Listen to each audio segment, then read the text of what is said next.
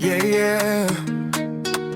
Olivier Soir niba ufite inzozi unduzazireke uyu munsi ni intangiriro.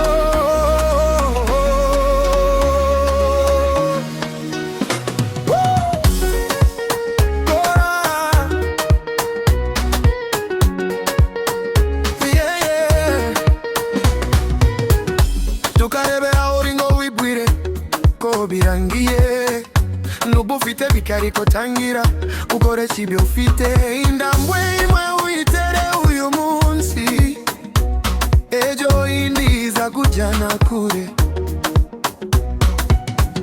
tugategereze ko byose bizabanza gutungana akazi gato nako kaguteza imbere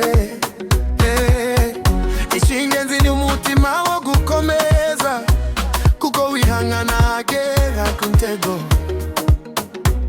Komeza, komeza, tugasubira inyuma igihe cyawe kizagera. Niba abandi babishoboye nawe ushobora kubigeraho. Tera imbere, tera imbere, tureke inzozi zawe uyu munsi kora ejo uzabona ibyo wifuzaga byose. Tera imbere, tera imbere, ubuzima ni urugendo indambwe nditugeza kure.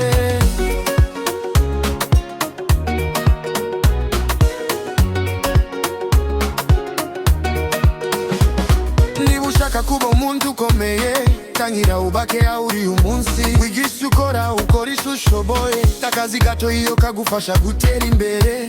Abantu bashobora kuvuga byinshi ariko ntibagomba kuyobora ubuzima bwawe. Inzozi ni izawe, urugendo ni urwawe. Komeza wizeye ko hazaba heza.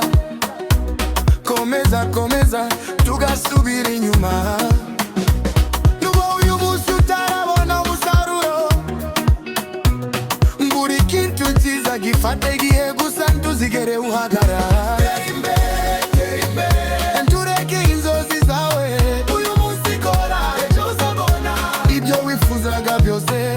Tera imbere, tera imbere, nubwo bigoye ndutsinda indege. Ubuzima ni urugendo indambwe ndikugeza kure. Olivier Soir avuga ati tutegereza togashongo utangire tangiro uyu munsi nta muntu uzobora ejo azagera hariko ushobora guhitamo aho utangirira.